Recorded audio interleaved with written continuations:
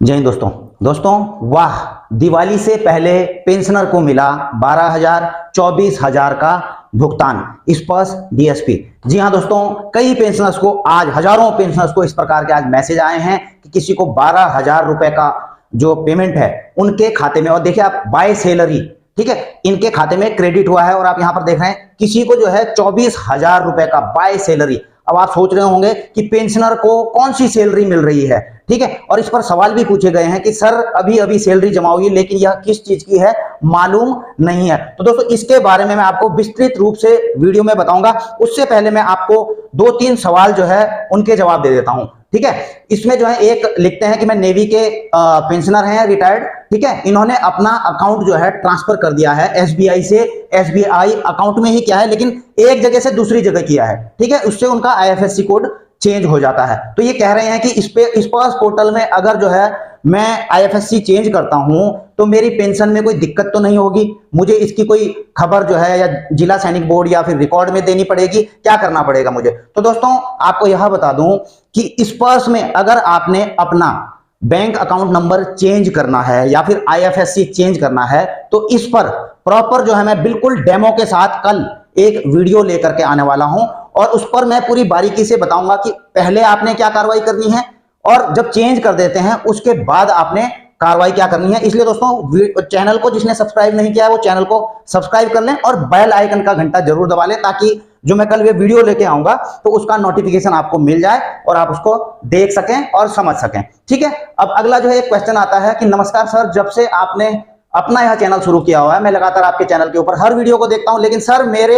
एक बात में थोड़ा डाउट है कि उसके बारे में आपसे पूछना चाहता हूं कि डीएसपी अकाउंट 2 हो सकते हैं क्या? एक डीएसपी सैलरी और डीएसपी पेंशन अगर हो तो इसके ऊपर भी एक प्लीज वीडियो बनाएं। अब देखिए ये हैं डीएससी पर्सन, ठीक है, जैसा कि मैं अंदाजा लगा रहा हूं क्योंकि कई लोग जो हैं डीएससी में दोबारा जो है भर्ती हो गए हैं। तो एक तो जो उनका आर्मी का था वो तो उनको जो है पेंशन में उनका कन्वर्ट करवा दिया उन्होंने। अब ये चाह रहे हैं कि जिसपे उनकी डीएससी की सैलरी आ रही है तो वो भी जो है डीएसपी सैलरी वाला हो जाए, क्या यहां पॉसिबल है? देखिए दोस्तों, अगर आप एक ही बैंक में आपके दोनों खाते हैं, सपोज जो है एसबीआई में आपके खाते हैं, एक अकाउंट में आपकी पेंशन आती है, एक में सैलरी आती है, और एसबीआई में है, तो दोस्तों एसबीआई में तो आपके एक ही स्कीम कोड में रहेंगे, या तो वो सैलरी में ही चलेगा या तो फिर जो है आपका पेंशन में ही चलेगा। लेकिन अगर एक अकाउंट आपने सपोज जो है एक बैंक में खुलवाया हुआ है और दूसरा जो है आपने अगले बैंक में खुलवाया हुआ है, तो इस पे पॉसिबल है दोस्तों कि जिसमें आपकी पेंशन आ रही है उसको तो आपने जो है डीएसपी पेंशन गोल्ड में कर दिया, तो उसमें आपको पता ही है उसका इंश्योरेंस क्लेम है, उसके जो फैसिलिटीज है वहां पर मिलेगा। लेकिन अगर सैलरी वाला आपने दूसरे बैंक में करवाया हुआ है तो वहां पर से जो है आप इस सैलरी वाला का फायदा ले सकते हैं क्योंकि वो सर्विंग के लिए है, ठीक है ना। तो यहाँ पे आप रक्षक वाला खुलवा सकते हैं। तो दोनों जगह अलग अलग, अगर आप अलग अलग बैंक में खुलवाते हैं तो ये फैसिलिटी ले सकते हैं। लेकिन अगर एक ही बैंक में रखेंगे आप तो दोस्तों मुझे नहीं लगता कि यह संभव है। अगली चीज दोस्तों, नाइस शेयरिंग सर जी, स्पर्श में फैमिली का डेट ऑफ बर्थ सही ऐड करने के साथ डॉक्यूमेंट क्या दे सकते हैं? क्योंकि ऐसी प्रॉब्लम कईयों की है कि उनकी वाइफ की जो उनकी फैमिली है डेट ऑफ बर्थ सही नहीं है, और देखिए उनके पास जो है स्कूल सर्टिफिकेट और बर्थ सर्टिफिकेट भी नहीं है, पुराने लोगों के पास तो नहीं है, ठीक है। अब क्या पीपीओ का जीरोक्स ऐड कर सकते हैं? उसमें सही डेट ऑफ बर्थ है, जो इनके पास पीपीओ है या फिर डिस्चार्ज बुक में भी जो है फैमिली पार्टिकुलर रहता है उसमें जो है बिल्कुल सही डेट ऑफ बर्थ है। इसका मतलब इनका जो फैमिली का डेट ऑफ बर्थ है वो रिकॉर्ड में बिल्कुल सही है, केवल जो है स्पर्श में जो है वह सही नहीं दिखा रहा है, ठीक है।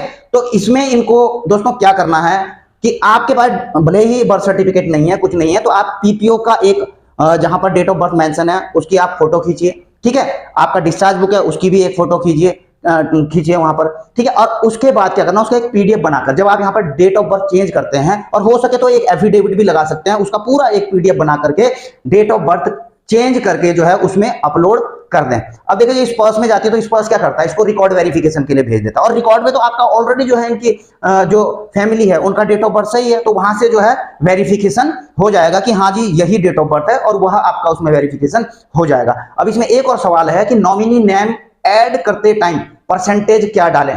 Please pick my question, thanks. देखिए स्पर्श में आपने देखा होगा एक नॉमिनी का भी कॉलम आता है, उसमें एलटीए होता है, लाइफ टाइम एरियर के लिए वहां पे जो है एक नॉमिनी को नॉमिनेट करना पड़ता है।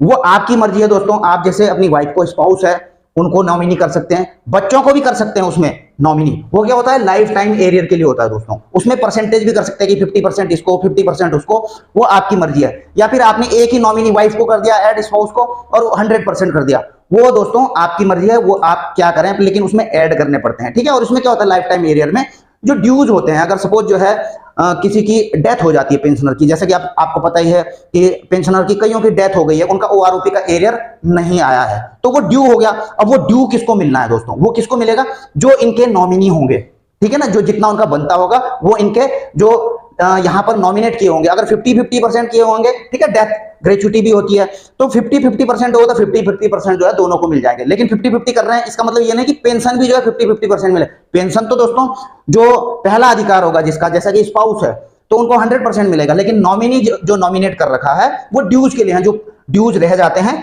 या फिर डेथ ग्रेचुटी होती है, वह जो है उनको 50-50% मिल जाएगी। अगला दोस्तों मेन मुद्दे पर जिसके ऊपर मैं वीडियो बना रहा था, आप देख रहे हैं 26 अक्टूबर, आज ही है 26 अक्टूबर, 24,000 रुपए आए हैं, ठीक है, 24,000 रुपए आए बाय सैलरी, ठीक। और इसी प्रकार से 12,000 रुपए। अब ये किस चीज के आए, और हजारों पेंशनर के आए हैं दोस्तों। और दूसरी बात तो यह भी बता दूं मैं दोस्तों, जो 24,000 है मेरा खुद का आया है। और जब मुझे यह पूछा गया कि ये 12,000 मेरा किस चीज का आया है, तो मैंने भी अपना चेक किया, तो 24,000 मेरे भी आए हुए थे सैलरी के, ठीक है। अब मैंने जब दोस्तों इसकी जांच पड़ताल की, तो आपको ये चीज दिख रही होगी कि ये क्या चीज है, ठीक है। यह है दोस्तों, आप देख रहे हैं केंद्रीय सैनिक बोर्ड सेक्रेटरिएट, यानी कि केएसबी। जी हाँ दोस्तों, आपको पता ही है कि बच्चों की एजुकेशन के लिए, ठीक है ना, अंडर ग्रेजुएशन जो होते हैं, हवलदार से नीचे रैंक, हवलदार और उससे नीचे रैंक के, तो उनको हर साल जो है, अगर आप केएसबी में प्रॉपर फॉर्म भरते हैं, सीए का ऑनलाइन फॉर्म भरा जाता है, तो 12,000 रुपए पर बच्चे के लिए मिलते हैं। उसमें 2 बच्चों के लिए 24,000 रुपए। अब देखिए दोस्तों, मैंने ये जो भरे हुए हैं, आप देख रहे हैं हर साल ये 18 का है, 19 का है, 20 का है, 21 का है, 22 का है, 23 का है। लोग बोलते हैं मिलते नहीं है, मैंने प्रॉपर हर चीज भरी हुई है दोस्तों। और 18 से लेकर 22 तक आप देख रहे हैं सारे के सारे अप्रूव हुए पड़े हैं, और इनका सबका पेमेंट भी मुझे मिल चुका है, क्योंकि बिल्कुल सही तरीके से भरे हैं। और जो ये 24,000 रुपए आए हैं, तो ये 2 बच्चों के दोस्तों, यह जो मैंने पिछले साल भरा था, ठीक है ना, ये 10 सितंबर 2022 को भरा था पिछले साल में।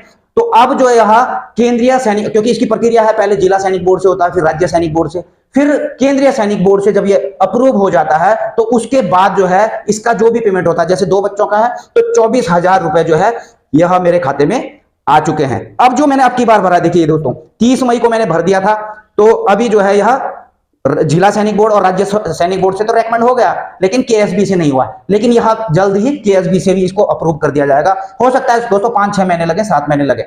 और लोग सोचते रहते हैं दोस्तों कि सीए का हमारा नहीं आया, आता है दोस्तों। पहले तो आपको बताऊं, कभी कभी 3-3, 4 साल में आता था। जब जो है केएसबी के पास जैसे ही फंड की अवेलेबिलिटी होती है दोस्तों, तो वो सीनियरिटी के हिसाब से, जिस हिसाब से एप्लीकेशन है सबमिट होती हो, तो वो सीनियरिटी के हिसाब से पेमेंट करते रहते हैं। और आजकल तो दोस्तों ये बड़ी अच्छी बात है, मैं इस चीज की पहल की जो है सराहना करूंगा गवर्नमेंट की, कि वो जो है हर साल जो है, देखिए पिछले साल का भी उन्होंने पिछले साल तक के ड्यू पूरे क्लियर कर दिए थे, और जो हमने पिछले साल भरा वो जो है अब उसका ड्यू भी क्लियर कर दिया गया है। और जो यह चल रहा है पेंडिंग, यह भी जो है अगले साल तक जो है क्लियर हो जाएगा। तो पहले 3-4 साल लगते थे, अब जो है 1 साल में ही यह क्लियर हो जाता है। और आपको पता है दोस्तों, यह किस फंड से आता है केएसबी में, जो आपके armed forces flag day fund से जो है यह पेमेंट की जाती है। तो जैसे ही इसमें फंड हो जाता है, तो वैसे ही जो है आपके खाते में यह फंड जो है आ जाता है। और दोस्तों ये हजारों लोगों के आए हैं। और दोस्तों हो सकता है कि कुछ पेंशनर के ना आए हों, इसके 2 कारण हो सकते हैं। एक कारण तो दोस्तों यह हो सकता है कि अभी जो है उनका सीनियरिटी में नंबर ना आया हो, ठीक है ना। सीनियरिटी में जैसे ही उनका नंबर आता है, फंड की अवेलेबिलिटी होती है, उनका पेमेंट कर दिया जाएगा। दूसरा जो है, यदि उनकी जो एप्लीकेशन है कहीं से रिजेक्ट हो गई होगी, ठीक है, अगर यहां पर रिजेक्ट हुई है, या फिर यहां पर रिजेक्ट हुई है, या कहीं पर भी रिजेक्ट हुई होगी, तो उनको, और जो आपका मेल होता है दोस्तों, उनको वैसे मैसेज आ जाता है कि आपकी एप्लीकेशन में ये ऑब्जर्वेशन लगाया गया है, आप 1 महीने के अंदर इसे क्लियर कर दीजिए। अगर वो 1 महीने के अंदर उसको क्लियर नहीं करते हैं, तो वह जो है रिजेक्ट हो जाती है। तो ऐसे मामले में भी कई हैं दोस्तों, लोग अपनी मेल चेक नहीं करते हैं, साइट में जो है चेक नहीं करते हैं कि हमारा जो है प्रॉपर तरीके से चल रहा है, कुछ गलती के कारण कहीं रिजेक्ट तो नहीं हुआ है। अगर रिजेक्ट हुआ है तो उसको 1 महीने के अंदर सही करना पड़ता है, नहीं करेंगे तो दोस्तों फिर उसके बाद 1 महीने के बाद आप उसको बिल्कुल भी सही नहीं कर सकते हैं। इसलिए दोस्तों अपना केएसबी में लॉगिन करके चेक करते रहिए कि हमारा रेकमेंड चल रहा है, कहीं से जो है ऑब्जर्वेशन तो नहीं लगा हुआ है। तो दोस्तों आई होप कि आप में से भी काफी लोगों का जो है आज इस प्रकार से जो है 12,000 24,000 रुपए का भुगतान आपके खाते में आया होगा। अगर आया है तो दोस्तों कमेंट करके जरूर बताना। इसी के साथ अपनी वीडियो यहीं पर समाप्त करता हूं। जल्द मिलेंगे नई वीडियो में नई जानकारी के साथ। जय हिंद, वंदे मातरम।